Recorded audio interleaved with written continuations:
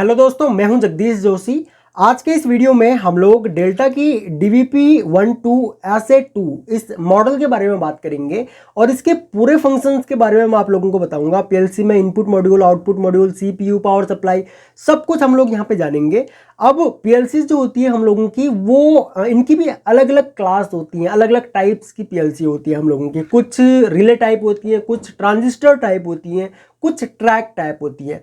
हर एक पीएलसी का अपना अपना एप्लीकेशन है, मतलब कि मतलब एप्लीकेशन तो सेम है, मतलब हर एक पीएलसी को अलग अलग एप्लीकेशन के लिए यूज किया जाता है। ओके, कहीं पे मुझे अगर फास्ट स्विचिंग की जरूरत है तो वहां पे मैं एक अलग पीएलसी को यूज करूंगा। अगर मुझे एक बेसिक से मॉडल की जरूरत है तो वहां पे मैं एक अलग पीएलसी को यूज करूंगा। ठीक है, तो वो हम लोग आगे चल के डिस्कस करेंगे। बाकी अगर आप लोग ऑटोमेशन यानी कि RLC, PLC, HMI, VFD, SCADA, AutoCAD electrical, बिल्कुल बेसिक लेवल से, बिल्कुल जीरो लेवल से अगर आप लोग सीखना चाहते हो, जीरो टू एडवांस, तो आप लोग हमारी एंड्रॉयड ऐप या फिर वेबसाइट से कोर्सेज ज्वाइन कर सकते हो। अभी दिवाली का ऑफर चल रहा है तो सभी कोर्सेज पे आप लोगों को 15% का एक्स्ट्रा डिस्काउंट मिल जाएगा। तो लिंक दिए हुए हैं वीडियो के नीचे डिस्क्रिप्शन में। बाकी किसी भी कोर्स की कोई भी डिटेल अगर आप लोगों को लेनी हो तो आप लोग हमारे व्हाट्सएप नंबर से भी कोर्सेज की डिटेल्स ले सकते हो। यहाँ पे देखो, मेरे पास जो डेल्टा का ये मॉडल है DVP-12SA2, ये एक बेसिक सा मॉडल है। ओके, हालांकि इसके साथ में हमको 8 इनपुट और 4 आउटपुट मिल जाते हैं। साथ में हम लोगों को मतलब 3 कम्युनिकेशन के पोर्ट्स भी मिल जाते हैं। और उसके अलावा अगर मुझे एक्स्ट्रा इनपुट आउटपुट चाहिए हो तो यहाँ पे एक्सटेंशन पोर्ट भी दिया हुआ है। ठीक है, बट अगर हम लोग एक पीएलसी की बात करें तो पीएलसी में कुछ अलग अलग पार्ट्स होते हैं पीएलसी के। ठीक है, अगर मुझे इस पीएलसी के अलग अलग पार्ट्स समझने हो तो इसके 4-5 अलग अलग पार्ट्स होते हैं।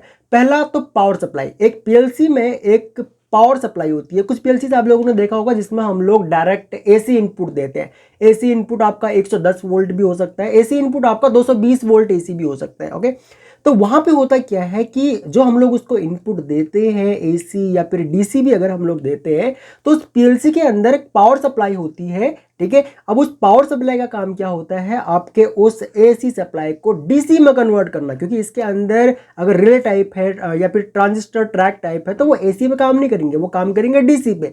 तो पावर सप्लाई का काम है आपका उस एसी को डीसी में कन्वर्ट करना।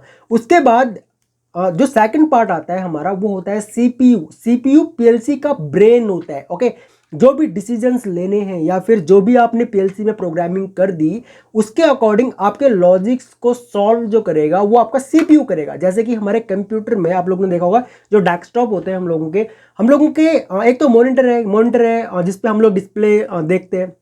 उसके अलावा कीबोर्ड है। कीबोर्ड पे हम लोग क्या काम करते हैं, कीबोर्ड की हेल्प से अपने डेस्कटॉप को हम लोग इनपुट्स देते हैं। ओके, और वो इनपुट्स हमको मॉनिटर से डिस्प्ले होते हैं। लेकिन क्या इनपुट दिया या फिर क्या जो कैलकुलेशन करने का जो काम है वो सीपीयू का होता है। ठीक है, हमारे डेस्कटॉप में सीपीयू हमारे पूरे ओवरऑल सिस्टम का ब्रेन होता है। ओके, सेम इसी तरीके से इसके अंदर भी सीपीयू होता है।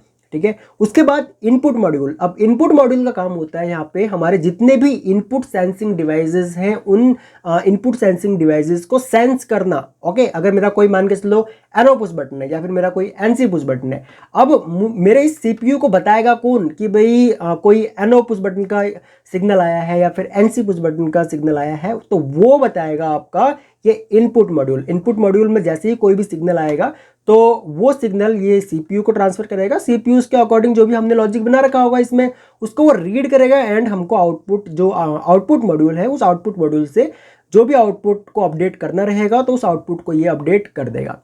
ठीक है, तो ये कुछ 4-5 पार्ट होते हैं। उसके अलावा एक हमारा सिस्टम भी होता है जिससे कि हम लोग प्रोग्रामिंग करते हैं और अपने जो पीएलसी है हमारी उसमें हम लोग प्रोग्राम को डालते हैं। और जो हमारी पीएलसीज होती हैं वो 2 टाइप्स की होती हैं। आपको 2 टाइप्स की पीएलसीज मिल जाएंगी इंडस्ट्री में। आप किसी भी मशीन में अगर पीएलसी लगी हुई है तो वो 2 टाइप्स की होंगी, या तो आपकी पीएलसी कॉम्पैक्ट होगी या फिर आपकी पीएलसी मॉड्यूलर होगी।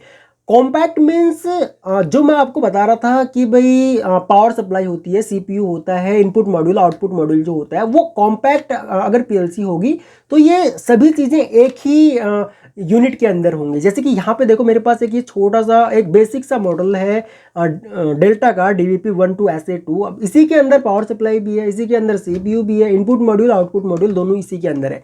ये यहाँ पे कनेक्टर्स हैं ये निकल जाते हैं। ओके, यहाँ पे मैं निकाल देता हूँ इनको ताकि आप लोग प्रॉपर अच्छी तरीके से यहाँ पे देख सको। ठीक है, ये आउटपुट मॉड्यूल है जो मैंने अभी निकाला है, और जिसको मैं निकाल रहा हूँ ये इसका इनपुट मॉड्यूल है। ठीक है, तो ये देखो ये इसका इनपुट मॉड्यूल है। ठीक है, तो जो कॉम्पैक्ट होगा उसमें input module, output module, power supply, CPU, वो सभी एक ही कॉम्पैक्ट डिवाइस में होंगे।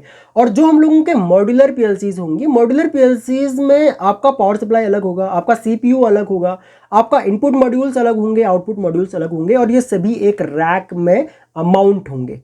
ठीक है, आप लोगों ने देखा होगा इंडस्ट्री में हम लोग काफ़ी सारे यूज़ करते हैं, जहाँ पे हम लोगों को कम इनपुट आउटपुट्स की ज़रूरत है, या फिर जहाँ पे हमको एक बेसिक से कंट्रोलर की ज़रूरत है, वहाँ पे हम लोग कॉम्पैक्ट मॉडल को यूज़ करते हैं। ठीक है, अगर मुझे बहुत ज़्यादा इनपुट आउटपुट्स की ज़रूरत नहीं है तो मैं क्यों वहाँ पे कोई मान के चलो मॉड्यूलर पीएलसीज को यूज़ करूँगा, वहाँ पे मैं कोई कॉम्पैक्ट मॉडल को यूज़ करूँगा। ठीक है, और जहाँ पे मुझे मान के चलो बहुत से मेरे पास इनपुट आउटपुट्स है, मेरा कोई बहुत बड़ा ऑपरेशन है, कोई सीएनसी वीएमसी एचएमसी मशीन है हम लोगों की कोई, क्योंकि वहाँ पे बहुत से इनपुट आउटपुट्स होते हैं। ओके, या फिर कोई मेरा प्रोसेस की इंडस्ट्री है, मेरा कोई केमिकल से रिलेटेड कोई प्लांट है, तो वहाँ पे हम लोग कॉम्पैक्ट को यूज़ नहीं कर सकते हैं। ठीक है, वहाँ पे हम लोग यूज़ करते हैं मॉड्यूलर पीएलसीज को। अगर हम लोग डेल्टा के इस DVP 1 to Asset 2 इस मॉडल की बात करें तो इसमें ऊपर 4 इंडिकेशंस दिए हुए हैं, पावर, रन, एरर और कम्युनिकेशन 1। ये कॉम 1 जो है ये कम्युनिकेशन 1 है। पावर, ये पावर वाला इंडिकेशन आपका तब ऑन होगा जब आप लोग इसको पावर दोगे। यहाँ पे पावर के लिए ये एक मेल कनेक्टर यहाँ पे दिया हुआ है, फीमेल कनेक्टर इस पीएलसी के साथ ही मिलता है।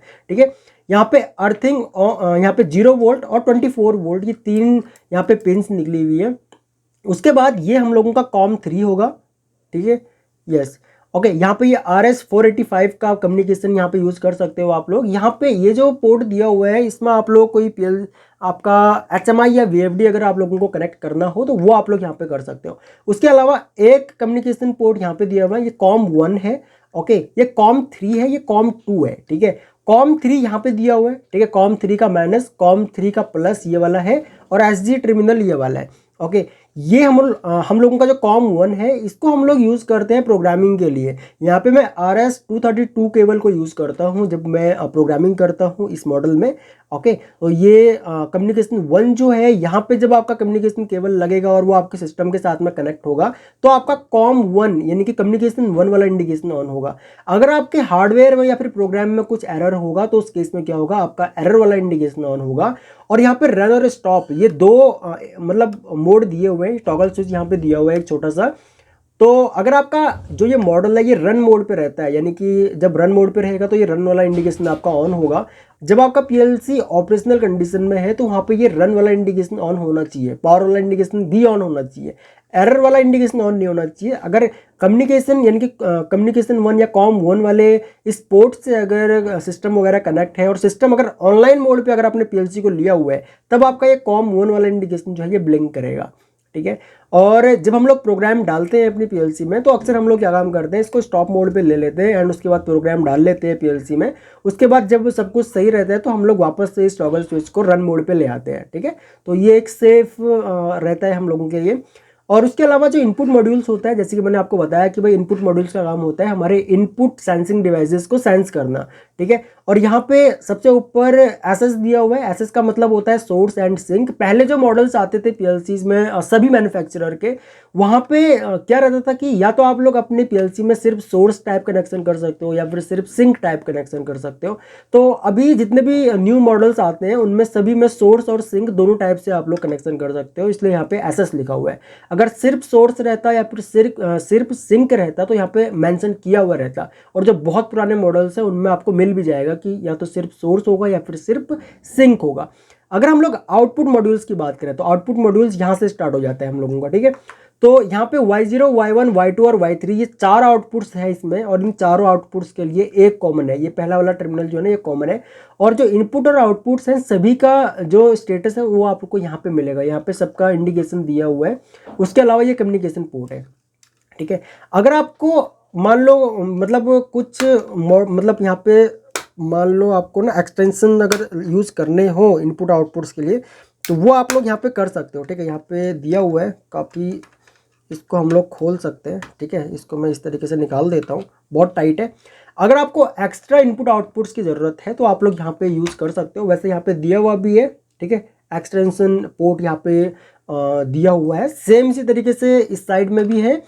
ओके तो अगर आप लोगों को एक्स्ट्रा एनओएनसी की अगर ज़रूरत पड़ती है तो इस तरीके से आप लोग इस पीएलसी के साथ में भी एक्स्ट्रा इनपुट आउटपुट्स की ज़रूरत है। अगर आपके इनपुट्स मान के चलो ज़्यादा है और आपको एक यहाँ पे एक्स्ट्रा मॉड्यूल यूज़ करना है तो वो आप लोग कर सकते हो, ठीक है। सिर्फ इनपुट्स के लिए भी कर सकते हो, सिर्फ आउटपुट्स के लिए भी कर सकते हो। अगर आपको एक्स्ट्रा आउटपुट्स चाहिए तो वो भी आप लोग कर सकते हो, ठीक है। उसके अलावा जो मैं आपको रिले टाइप पीएलसीज बता रहा था, रिले टाइप पीएलसीज जो होती हैं उनका जो यहाँ पे आउटपुट साइड जो होता है ना, हमारे पीएलसी का आउटपुट मॉड्यूल जो होता है, अब इस आउटपुट मॉड्यूल में भी अंदर रिले, अगर रिले टाइप है तो रिले होंगे, ट्रांजिस्टर टाइप है तो ट्रांजिस्टर्स होंगे, अगर ट्रैक टाइप है तो ट्रैक होंगे, ठीक है, स्विचिंग के लिए। क्योंकि यहाँ पे अगर मैं यहाँ पे C0 पे सप्लाई दूंगा तो वही C0 वाली सप्लाई मेरे को Y0, Y1, Y2 और Y3 से मिलने वाली है। तो वहाँ पे स्विचिंग के लिए हम लोग कुछ ना कुछ तो हमको यूज करना ही पड़ेगा। अगर रिले टाइप है तो रिले टाइप में हम लोग मैक्सिमम 10 एम्पियर तक अपने करंट को कंट्रोल कर सकते हैं, बट वो रिकमेंड नहीं किया जाता है कि आप लोग इतने हैवी लोड को आप लोग अपने पीएलसी से कंट्रोल करो। पीएलसी के आउटपुट से कोई रिले बोर्ड ऑन कर लो, रिले बोर्ड से उसके बाद आपको जो भी लोड आपका ऑन करवाना है वो आप लोग करवा सकते हो, ठीक है। और ये जो रिले टाइप पीएलसीज होती हैं ये बेसिक मॉडल्स होते हैं, इनको अगर कोई आपका नॉर्मल बेसिक सा अगर कोई एप्लीकेशन है वहाँ पे यूज़ कर सकते हो। और इनका स्विचिंग जो टाइम होता है वो भी काफ़ी मतलब ज़्यादा होता है अगर आप लोग इनको कंपेयर करोगे ट्रांजिस्टर और ट्रैक टाइप से, तो ठीक है।